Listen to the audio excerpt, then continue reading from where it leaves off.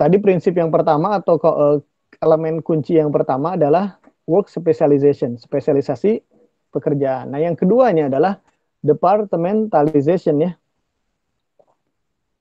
Jadi pembagian pekerjaan tadi, spesialisasi tadi itu menghasilkan nanti si pekerjaan-pekerjaan itu dibagi, ya dikelompokkan dalam bentuk departemen-departemen ya. Oke.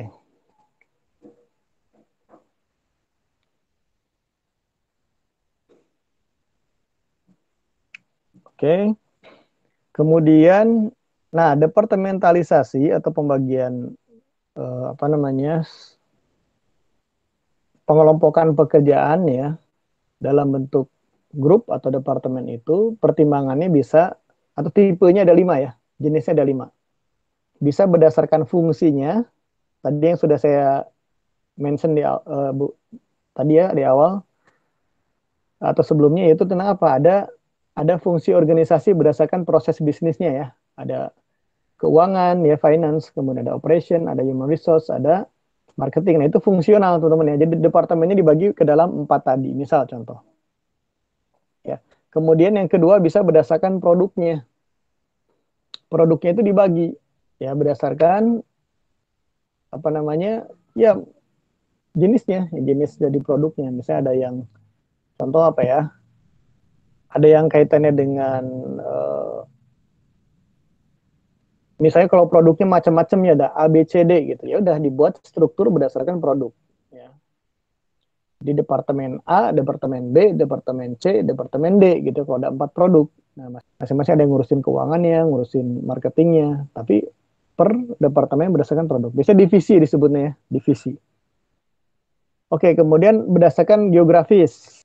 Bisa dibagi berdasarkan wilayah atau teritori, misalnya berdasarkan lokasi pemasaran ya. Ada misalnya wilayah timur, wilayah wilayah barat gitu ya. Atau misalnya zonisasi berdasarkan kota bisa ya. Ya untuk Jakarta, Bogor, Depok, Tangerang, Bekasi gitu ya. Masing-masing punya struktur ya. Ada departemen-departemennya. Biasanya disebut juga divisi ya. Misalnya divisi Bogor, divisi ini. Kemudian berdasarkan proses ya. Proses dari uh, produksinya. Biasa di tekstil ya. Tekstil itu misalnya ada bikin kain gitu ya. Bikin kain proses pertamanya adalah misalnya pemintalan, ada subproses pemintalan. Ada subproses lagi misalnya 4 ya. Kita bayangkan ada 4 contoh, ada 4 subproses di situ. Nah, masing-masing kemudian menjadi departemen. Nah, kemudian yang kelima ya. Itu berdasarkan pelanggannya atau customernya atau marketnya ya. Misalnya tadi boleh jadi si perusahaan atau organisasi itu punya customer yang beragam ya, beragam. Mungkin ada uh, apa namanya departemen yang mengurusi pelanggan-pelanggan rumah tangga gitu ya, pelanggan rumah tangga. Ada yang mengurusi departemen yang mengurusi pelanggan dari perusahaan gitu ya. Ada yang mengurusi misalnya dari apalagi dari instansi pemerintahan gitu ya.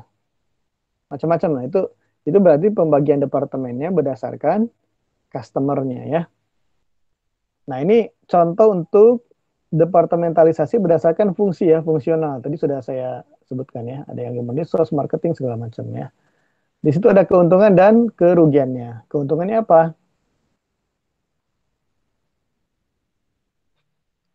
Adanya efisiensi ya. Pertama itu efisiensi. Jadi orang-orang yang punya spesialisasi yang sama ya dikumpulkan.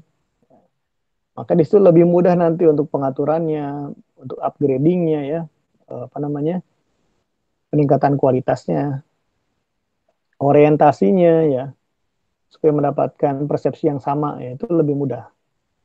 Koordinasi lebih mudah ya. Nah, kerugiannya di mana? Kalau dibuat departementalisasi berdasarkan fungsi tadi, biasanya hubungan antar departemen komunikasi itu kurang bagus. Jadi mereka masing-masing terbatasi oleh sekat-sekat fungsional tadi. Jadi misalnya di organisasi, di perusahaan, orang finance kadang-kadang jarang berkomunikasi dengan orang human resource, ya. Staff-staffnya juga sama. Jadi mereka ya udah lebih intens sesama departemennya saja ya. Orang marketing misalnya kadang-kadang nggak kenal sama orang produksi misalnya gitu ya. Di situ komunikasinya kurang. Nah, kemudian tadi limited view of organizational goals. Nah, biasanya pertama kalau saya lihat ya dari pengalaman itu tujuan organisasi itu kurang kurang tershare ya, tershare dengan baik ke masing-masing departemen. Jadi departemen itu lebih fokus kepada urusannya masing-masing ya. Nah, ini kekurangannya. Tapi nanti semua pasti ada kelebihan dan kekurangan ya, dan butuh strategi ya untuk mengantisipasinya gitu. Nah, ini berdasarkan geografis ya, teman-teman.